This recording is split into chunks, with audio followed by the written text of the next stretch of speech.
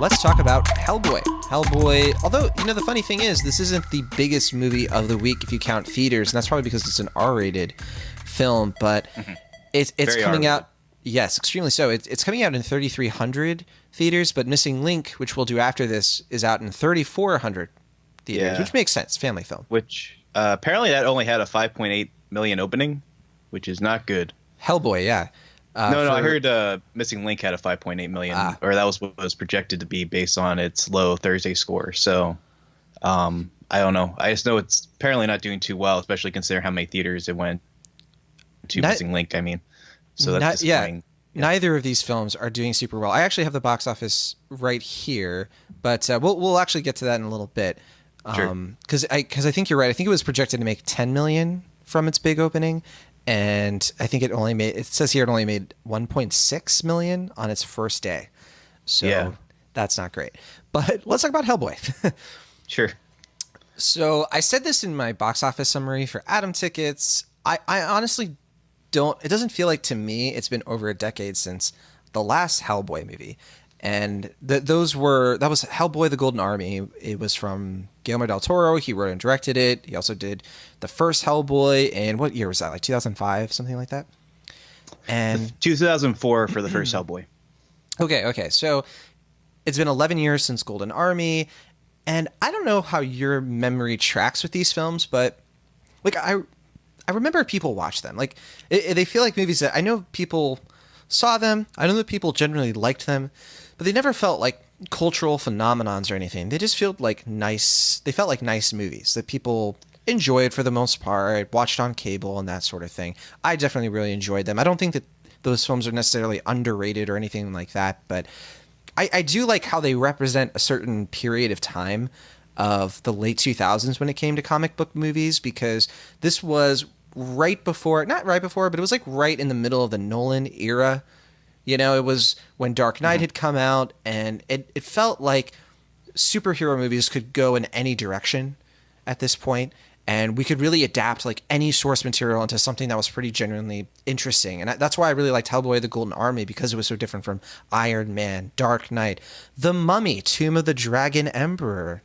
Joking, obviously, but that was an exciting time, I think, especially because it was a year before that we had like Spider-Man 3, and that wasn't so great. We had Fantastic Four: Rise of the Silver Surfer, and that felt like that kind of marked the end of the beginnings of comic book cinema that really kicked off with X-Men and Blade 2 and Spider-Man. And here we had Hellboy, Golden Army, which was monsters and really good humor. Ron Perlman played the character and really defined that role. Really great makeup, really expressive, especially compared to this new one. But their plans for a third Hellboy movie, which the second one teases, never came to fruition. Del Toro left the project. Perlman left the project, wasn't on great terms. Yeah.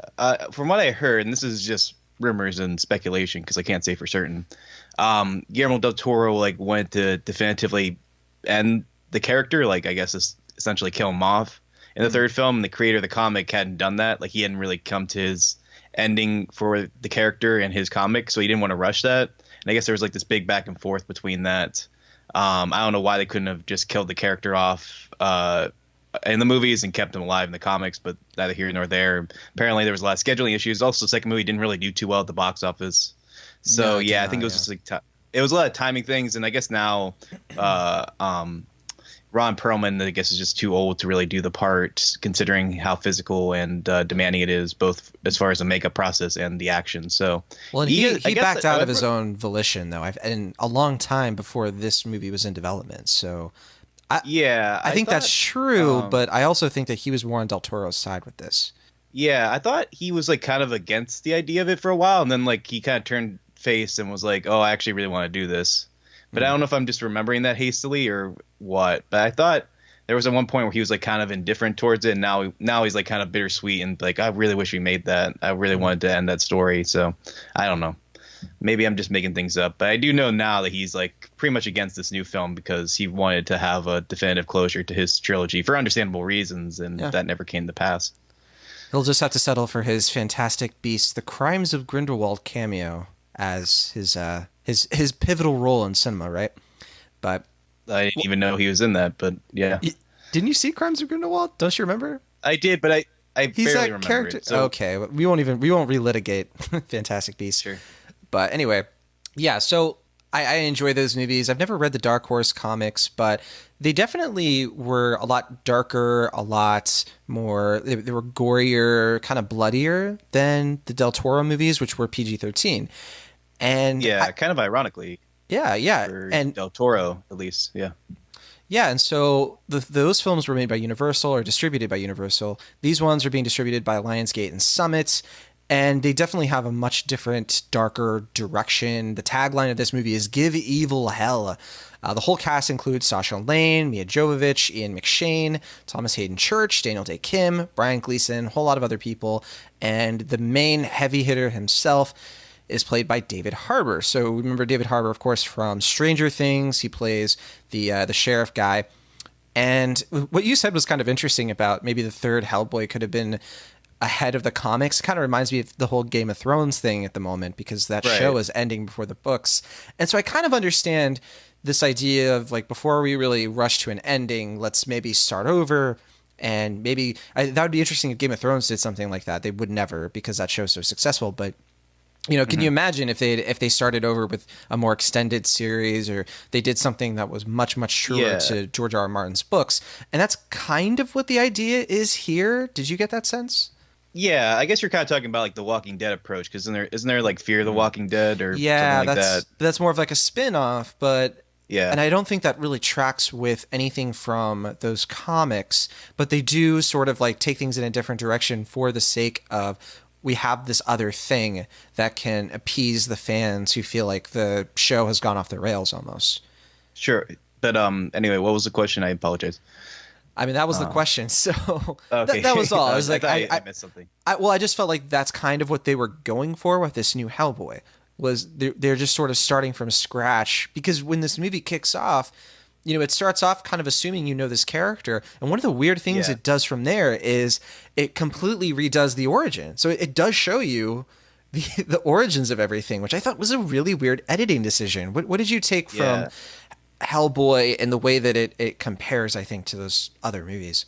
Well, I was talking about this actually with Chris, my co-host on A Ogre Totes Ogre.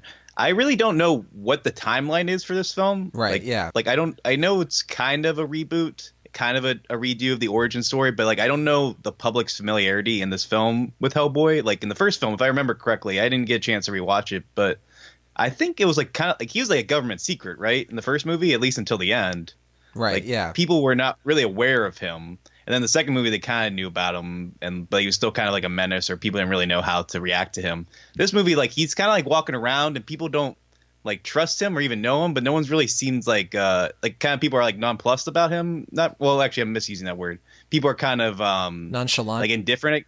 Yeah, nonchalant about him. So I don't quite know exactly like where the public is with this character and like what the inverse like logic of it is, like where like people stand, because like there's some crucial characters who are introduced, but they like kind of have some like stark endings for other characters. So it's just kind of a weird turn of events in this film as far as the logic and the like familiarity with the source material from what I can gather. So what you're saying, they never really establish the timeline. They don't establish where Hellboy fits with the general public, I think is what you're saying. And they don't really establish like, they kind of present him as the same character as The Witcher from those video games. I know you've never played them, but this very much feels inspired by The Witcher. What was that? Is it Henry Cavill playing that character or that guy? I think Mads Mikkelsen played him at one point, and then there's some actor who's playing him in the Netflix series, but I don't remember if it was Cavill, to be honest. I think it's Cavill, but I don't know for sure. But anyway, it's somebody who I thought did not really look the part, but I'm holding my breath because a Witcher series could be tremendous, and I would have faith in Cavill, to be honest. So regardless, so this movie to me though felt this is weird to me in the sense that it felt like it had like 12 beginnings. Almost like if you look at all of the different things that happen in this movie, like in the first act, they all feel like a bunch of comic book vignettes that any single one of them could have opened this movie. Mm-hmm. Did you get that sense? Like, without sort of giving away certain details, like there were just certain things that happened where I was like, oh, this feels like what they should have just done in the beginning of the movie. Oh, this does too. And then it does that other comic book thing where It introduces characters who sort of enter the scene to sort of spur the plot, and then we barely see them again. And it was just, it felt very comic book to me in like the worst way possible. I don't know how you felt. Yeah, I mean, I kind of got that. I feel like I don't think the story itself is messy, but I feel like the vision of the film feels either kind of contrived or like fractured because according to reports, and this is all alleged, but Neil Marshall, the director of the film, was feuding heavily with the producers. And it seemed like neither of them really kind of got their say exactly. I guess the producers ultimately got final cut on the film, but nobody really seems to be having fun making this movie. Everyone seems kind of miserable while they're watching it, and maybe I'm just me presuming, but I just feels like when you watch the Guillermo movies, like, I mean, I don't know how faithful they are to the comics, and I can't really speak for their quality since it's been about 10 years since I've seen any of them, but I just feel like there's a lot more like creative energy, a lot more like fun, a lot more like inspiration to those films, and this feels like kind of obligatory in a way that shouldn't be. Like, it's Hellboy. It's not like, I mean, he's like well known because of the Guillermo del Toro movies, but he's not like Superman or like a major comic character. You should kind of have some fun here, and it feels like they make up for personality by adding more language and violence, I guess, in lieu of that personality, and it feels like a forced effort in a lot of different ways. Yeah, the personality here, there is some of it, but yeah, it feels forced. There were maybe a handful of moments where I saw what they were going for and kind of connected. I think there's a scene where Hellboy takes on a few giants that I think visually is a lot of fun. It's a lot of it's an interesting setup, and it really sets up like how strong this character is in a way that the movie really needed you to. Yeah, ironically, it's only the second best giant fight scene I've seen at the cinema this year, or this week, I mean. This week? So, yes. Are you going to talk about that other film this week on this show? I can't. Well, I don't know if I can say exactly because it would be a spoiler, but I will talk about that film, yeah. Okay. All right. Well. So it's little. Just kidding. I actually believed you for a second. So it's funny that we mentioned Game of Thrones earlier because Neil Marshall, he directed a few episodes, some of the best episodes of Game of Thrones. He also directed The Descent, which is one of my favorite horror films in the last decade. And so this film was also written by Andrew Cosby and Christopher Golden. So I'm confused a little bit, I guess, by they're doing the things that I think you should probably do for a Hellboy, but I've seen a lot of people notice that like this R rating, it feels like the response to Deadpool that we all sort of feared when that movie was successful. Yeah. It was like, oh no, like we're gonna get more comic book movies that have the R rating, but without really understanding what people liked about Deadpool, and that to me is really this Hellboy movie. It is. Yes, it's gory and it's violent, and there is a little bit of a satisfaction to be had with seeing something on the big screen that's so provocative, I guess. But it's just for the sake of it, and it never feels like it completes the film or adds anything to the film whatsoever, except for just completely rote style. And I had such a hard time caring about anything that was happening in this movie. I know we talked about exposition dumps kind of recently on this show through, I think it was Pet Sematary, but this movie makes Pet Sematary look like, an abstract art film in the sense that every single scene, it felt like people were just spewing exposition in droves. And the worst thing about it is that most of it's coming from Ian McShane, who's one of the most talented actors in the UK, who is just... And a great voice. Absolutely. He is treated like he's reading his lines. It felt like for the first time. And it was so strange to me because you have a director who's normally really good about getting characters to convincingly invoke both terror and complicated world building. And I don't know what happened here. Like, there's not a single performance in this movie that I thought was impressive or nuanced. I thought that Sasha Lane tries, but that accent is very distracting. Yeah. And David Harbour, he can't emote in that makeup. And his personality is like one of two options. I mean, at one point he's yelling, and at the other point he's just sort of like just staring on. And it's just, to me, this movie was not effective at all in the ways that it needed to be. Yeah, I wasn't quite as critical on the performances themselves. I do agree with you that poor Sasha Lane's accent probably wasn't the best choice. I really wish maybe a producer or Neil Marshall would have just taken her side. It's like, we can lose this. I know your character's supposed to be British, but just trust me, it's fine if we can skip that accent. But I think her performance is fine otherwise. And I didn't think any of the performances were bad necessarily. But I do agree with you that it doesn't feel like anybody's best work. And maybe that's going back to what I was saying earlier. It just feels like everyone's just kind of miserable making this movie, maybe because of the production problems, maybe just because, like you said, the makeup. I don't know what it is, but yeah, it just feels like nobody's really like the thing about the R ratings that's kind of supposed to be like liberating. It's supposed to be like, oh, we can swear, we can say crass jokes, we can have this explicit violence. But like you said, it feels like they're using that kind of in lieu of having a personality. It just feels like they're kind of tacking that on as a way of differentiating from the PG-13 Hellboy movies that we've gotten thus far. So, I mean, yeah, like, you know, like I'm a 15-year-old boy at heart. Like, I like explicit gore effects. You know, I'm kind of a gore hound in that way, you know, over the top, at least in this, as it is presented in this film. But there is something that kind of just gets desensitizing about it. Like, by the time the film really gets gory, probably around like the third act, you're just so used to seeing like headshots and people like getting stabbed in the eye and all this stuff that it really doesn't pack the punch that it's supposed to. And there's this kind of weird tedium that results from all this violence. I guess it's kind of going back to your point earlier. I guess you kind of had a similar audience reaction as mine. Like, nobody really seemed to be reacting much to anything, good or bad. It just seemed like everyone was like, yeah, this is a Hellboy movie. This is a new one. And everyone just kind of got up and left afterwards. And Yeah. I don't know if that's everyone's audience reaction. I don't want to speak for everybody, but it just seems like there should be something a little more fun or cheeky or mischievous about this film. And it just feels like that's tacked on, or that feels like it's not honest. And so I think people can read through that. And I think that's kind of what's hindering this film for me in many respects. Yeah, this film had its own Ghostbusters 2016 moment where it had like a mid-credit scene that sort of like teased another film that's never going to happen, I don't think. And it had an end credit scene too, and I was the only person in the theater who waited because I knew it was coming. Oh, me too. Everyone else was gone. And it's sad because there was, so I did say all the performances. There were a couple that I was okay with. I thought that Mia Jovovich, she plays the main villain here. And I feel bad because we haven't really done the story, but that's just because it's so complicated. I don't think it's beneficial to really try to explain what the story is, because it's just, to me, it's kind of inconsequential almost. But Mia Jovovich, okay. I think that she's with the Resident Evil movies is so used to selling this sort of campy, you know, hard R nature. But Penelope Mitchell kind of does this thing with this kind of like evil hag witch.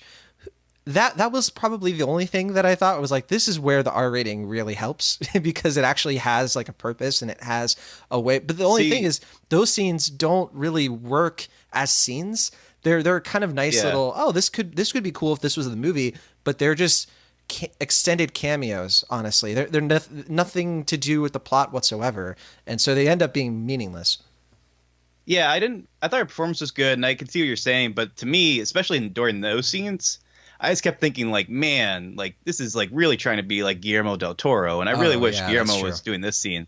Like that's like so like that one scene is like straight up Pan's Labyrinth almost. Which is why I liked it, because it's like, oh, they're at least trying to sort of recapture some of that. And I thought they did a decent job with that, but with the other sort of horror elements, I thought they completely missed it. See, to me, I kind of preferred when the movie was not trying to be like Guillermo del Toro's films, because that separated it in a way that didn't make me think like, oh, I just wish this was Guillermo's film, or I wish we just gotten that third film instead. Because I think if it really wants to stand out on its own, this movie kind of it has this weird balance where it wants to be its own kind of thing, like the naughty stepchild of the Hellboy movies, but it also kind of wants to revere the other ones or kind of fall in line with them in some ways. And I never really felt like it struck that balance. It felt like kind of like stuck in limbo between those two extremes. And I don't know, anytime the movie reminded me of Guillermo del Toro or his vision or his style, it made me a little more bummed out than when the movie tried to do its own thing for better or for worse. Yeah. I think we can agree on that for sure. So round out with our final thoughts here. Yeah, I think this movie, it's a bit of a sad mess. I'm really bummed that it just did not deliver on anything that I think that it could have done. I think you could have had a really great opportunity here to provide something different with the Hellboy franchise, you know, kind of salvaging a group of movies that were really good, but they're not going to get their third one. So I was all for this movie being successful and for having some counter programming to the more, you know, I don't know if sanitize is too mean of a word, but a lot of our comic book movies are pretty sanitized. I think, with the exception of like Deadpool and Logan, with 20th Century Fox gone now, though, you really feel like those movies are a big question mark, like that kind of R-rated comic book superhero movie, because the Disney brand is so protective of certain R-rated elements being put out in their movies. And so I was hoping this would be a big hit, and it would have some sort of creative energy, but it doesn't have it. Unfortunately, the humor completely fell flat. I felt so bad for it during this movie because no one in the theater laughed. It was very sad. But yeah. So for me, this one's a C-. I think that it really doesn't have much to grasp onto. I just don't see a reason. I don't see a lot of people watching it and getting anything out of it, mainly because it is too long for how bad it is, if that makes any sense. And it drags itself so much toward the end, like where you really just don't know. On the one hand, you're probably thinking to yourself, well, I don't really know where this is going, but then where it goes, even though some of it's not that it's unexpected, it's just sort of like, oh, okay, I guess you can do that. And yeah, it didn't have any of that satisfaction it probably was hunting for. But what about you, Will Ashton? What's your grade on this one? I'm a little more positive, but not too much. I feel like I feel a little more reactionary because I feel like the film isn't quite as bad as some critics are making it seem. Like, it's not a Fantastic Four 2015 situation. It's not an incomprehensible mess in my view. Like, I could kind of follow the story, even though there are a lot of jumps in locations, like almost comically so. And I just think that this movie, like you're saying, it just feels more disappointing than anything else. Like, you could have gotten something really cool or different, or at least something that would have appeased people in lieu of a third Hellboy movie from Guillermo del Toro. And this just felt like it was underwhelming in pretty much every sense. Like, I think there's stuff here I liked. I mean, just like from a like giddy, like badass level, like a Hell or Excalibur on fire from Hell is kind of fun. Like, I'm sorry, I like that. I just have fun with stuff like that, or like, little things like the creatures and like the giant fight, like you said. There's stuff in here I enjoyed, but ultimately, yeah, I just feel like this felt like a missed opportunity. It feels like pretty cheap too. I don't think the budget was that much different than the Guillermo del Toro movies, maybe a couple million shorter, but it just looks a lot cheaper than the other ones that we gotten. And yeah, someone compared it to like an Amazon Prime pilot, and that's basically how I feel about it. Like a bad Amazon Prime pilot, I should stress. Yeah. Yeah, I'll give it a C. Because, like I said, I'm not quite as negative as you are on it, and a couple other people. But again, like you said, missed opportunity. Yeah, well, I don't think I'm as negative as some people. I think some people really, really hate, what they got from this. So. Yeah, I think the only positive review I've come across, I think, was from William Bibbiani. He gave the film a positive review on the Wrap, and he called it ironically, since they had that piece. Yeah, he called it a horrifyingly good time, and said it was a wellspring of creativity. John Squires, I think, from Blade Disgusting, gave it like 4 out of 5 stars. I saw, so that's the only opinion I saw was like that was high. But yeah, other than that, it seems like everyone's not digging this thing at all. Yeah, 15% on Rotten Tomatoes as of this recording. Only 15% of critics liked it out of, I don't know how many saw it. They didn't do a lot of advanced screenings, but box office wise, yeah, they were hoping this one would make at least 17 to 21 million, and it's in over 3,300 theaters. So you'd hope you'd at least be getting into like double digits, right? But now it's not looking like it'll even get into double digits. It only made not even 5 million on its first day, and that includes Thursday night previews. So yeah, this one's looking like it might just barely make 10 to 12 million, which not great. Well, Ashton, I think this budget it's 50 million. Oh wow, really? Yeah. So it'll probably like 30 million. I know it definitely doesn't have the feeling of a 50 million budget, but yeah, I don't think this is going to play super well overseas, so I don't think that's going to help it. And then, I mean, it might get up to like 40, 45 million box office wise, like total. And that's definitely not going to make up for marketing costs. But you can sort of see why the marketing sort of really tapered off. It just, you kind of get the sense that they were sort of seeing that they shouldn't be like pouring money into this thing. So that's Hellboy. We'll see what happens though. maybe it'll do better than we think.